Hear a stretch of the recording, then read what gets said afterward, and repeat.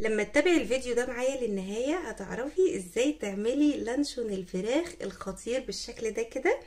خطواته ايه واتعمل ازاي ورأيي فيه بكل صراحة وطعمه عامل ايه، هقولك كل حاجة في الفيديو ده. استنيني. ازيكم عاملين ايه؟ فيديو النهارده محتاجه ان انتوا لازم تتفرجوا عليه.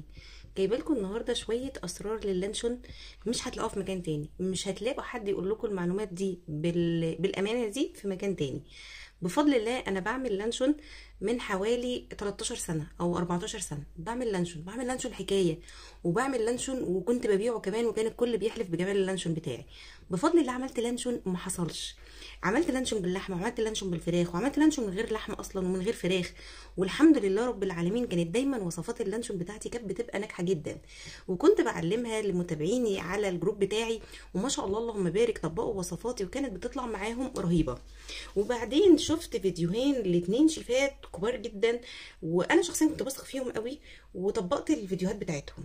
فيديو منهم انتوا شفتوا النتيجه بتاعته لما نزلت لكم، قلت لكم ما حدش بيصور خيبته، بس انا بصور خيبتي. اللانشون بتاعه كان فاشل جدا، لكن كشكل، لكن كطعم كان معقول.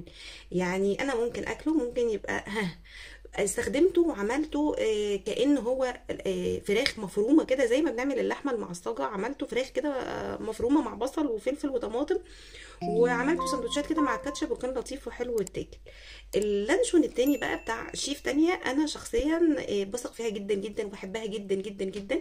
الفيديو بتاعها جاب 3 مليون و800 الف مشاهده، فيديو مكسر الدنيا. اللانشون بتاعه خطير، وبفضل الله طلع معايا تقريبا زي ما طلع معاها. بصوا طالع بقى ايه، كوز لانشون كده خطير. ده طبعا انا بعد ما قطعت منه، يعني طالع كده حكايه، وبيتقطع منه عادي كده وبيطلع منه شرايح، ويعني الموضوع لطيف خالص. الطريقه بتاعته كانت بالنسبه لي جديده شويه، وانا قلت ايه اجرب الطريقه دي واشوف، وان شاء الله هتطلع احلى من الطرق بتاعي اللي انا معتمداها، خاصه ان هي طريقه صحيه 100%. الطريقه بتاعتي او الطرق بتاعتي اللي انا كنت معتمداها هي كطريقه ما فيش فيها اي حاجه مش صحيه، غير ان احنا بنعملها في اكياس كده عشان تاخد شكل كوز اللانشون. فالاكياس دي كانت بتبقى غير صحيه، ان احنا نعرضها للحراره وتغلي في النار، لكن غير كده كانت المكونات كلها مكونات كويسه. بس لما عملت اللانشون ده لقيته غير كل اللي انا عملته قبل كده خالص. هوريكي بقى في الفيديو ده تعمليه ازاي. يلا بينا ندخل على الطريقه، هي سهله جدا. جبت صدرين فراخ قطعتهم مكعبات كبيره كده زي ما انت شايفه، تقدري تقطعيهم اي تقطيعه مفيش مشكله، احنا كده كده هنفرمهم بعد كده. بصلايه وسط قطعتها على 8 قطع، وكمان جبت جزرايه قطعتها شرايح كده، وحطيت ده كله مع بعضه في الحله، وحطيت عليه 3 كوبايات مليانين من الميه، تعيريهم كده 3 كوبايات من الميه، وحطيت معاهم ملح وفلفل وتوابل مشكله من توابل الشوربه اللي انا عاملاها، بيبقى فيها ورق لورا وحبهان وقرنفل وكباب الصيني وحاجات زي كده. وسبتهم بقى يستووا على النار لحد لما الفراخ دابت كده. انا سبتها على النار ساعتين. لما بردت بقى تماما كده خلاص، انا بدأت ان انا اعمل اللانشون بتاعي. بقى جبت ايه؟ جبت حتة بنجر مبشورة بشرتها، وحطيت عليها شوية من الشوربة ده عشان تطلع الصبغة واللون اللي جواها عشان نصبغ بيها.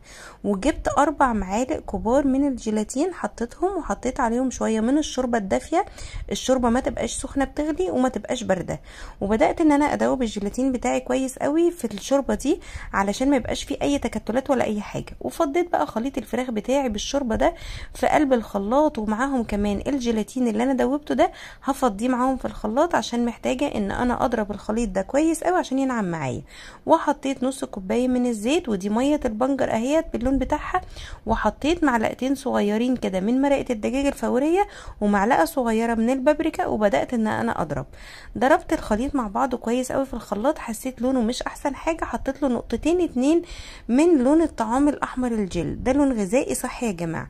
حطيته وضربت تاني بالشكل اللي انت شايفاه ده. طول ما هو مخرز معايا كده يبقى مش احسن حاجه، لو محتاج شويه ميه زودي له، المهم ان يديني الخليط الناعم اللي انت شايفاه قدامك ده.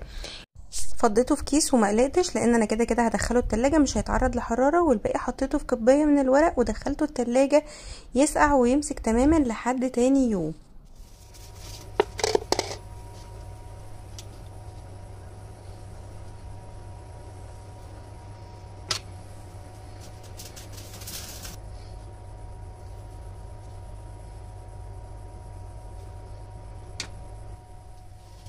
بصوا عشان نبقى صراحة مع بعض، هو شكله مدي على اللانشون، لكن طعمه لا، مش احسن حاجة. وبعدين بصوا يا جماعة طري، انا هزود له جيلاتين واشوف هيظبط ولا مش هيظبط. وطبعا بالنسبة بقى للطعم،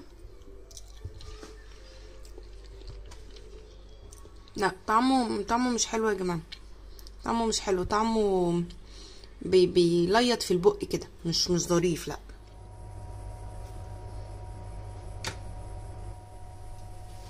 بصوا عشان نبقى صراحة مع بعض، هو شكله مدي على اللانشون، لكن طعمه لا، مش احسن حاجة. وبعدين بصوا يا جماعة طري، انا هزود له جيلاتين واشوف هيظبط ولا مش هيظبط. وطبعا هناخد لنا يوم كمان بقى في الموال ده. بصوا هو شكله متماسك اهو، لكن قوامه مش عاجبني يا جماعة ان هو لانشون. يعني بصوا حاساه طري، بصوا بيلزق في ايدي ازاي وطري، فحاساه ان هو محتاج يتماسك اكتر، فانا هسيحه واحط له جيلاتين. بصوا رجعت اللانشون تاني على النار، فككته بس ما سخنتوش قوي، وضربته بالهاند بلندر وزودت له تاني جيلاتين، وهرجع احطه تاني في الكوبايات تاني وادخله تاني التلاجة. بصوا ده اللانشون اهو، بعد ما اتمنى يعني ان انا اكون صلحته والامور بقت احسن. هنشوف ايه الدنيا. هو طبعا التماسك احسن، هنشوف بقى لما نقطع هيبقى احلى ولا لا.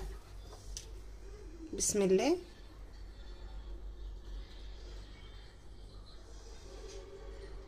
بصوا مبدئيا الامور احسن الحمد لله رب العالمين، بس انا شايفه ان اللي بيتعمل بالطريقه التقليديه بالبيض على النار احسن. بصوا شايفين ده طري ازاي كده يا جماعه؟ يعني انا عارفه ان الفكره واصله لكم. هو شكله لانشون وريحته لانشون وكل حاجه، بس القوام مش احسن حاجه ان احنا نعمله لسندوتشات المدرسه للولاد ويقعد معاهم. ده كده هيبقى كده مش حلو. بصوا هو طري وجميل، بس تحسوا ان هو هيسيح من الولاد في المدرسه. طبعا انا لسه يعني هشوف ان شاء الله هيعمل ايه، بس الامور عامه احسن من قبل كده. يعني هو كان ناقصه فعلا شويه جيلاتين. بصوا حتى السكينه يعني هو طري، مديني طراوه كده بزياده. بالنسبه بقى للطعم، لا طعمه مش حلو يا جماعه، طعمه مش حلو، طعمه بيليط في البق كده، مش ظريف لا. بصوا فكرت احمره في الطاسه علشان يتماسك يعني، فطبعا ساح عشان هو جيلاتين. بصوا اتفرجوا، طبعا ما ينفعش يتعرض لاي حراره. بصوا يا جماعه اللانشون اتحول لايه. بصوا انا مش لاقي له حل بجد والله العظيم. اللانشون ده انا مش لاقي له حل. التاني اللي انا صورت فيه خيبتي ده لقيت له حل الحمد لله، انما ده انا مش لاقي له حل بسبب الجيلاتين اللي فيه، فمش نافع يتعرض للنار ومش نافع يتاكل ساقع. قولوا لي كده لو حد عنده حل يقول لي، وما حدش عنده حل وعنده كلب او قطه يقول لي.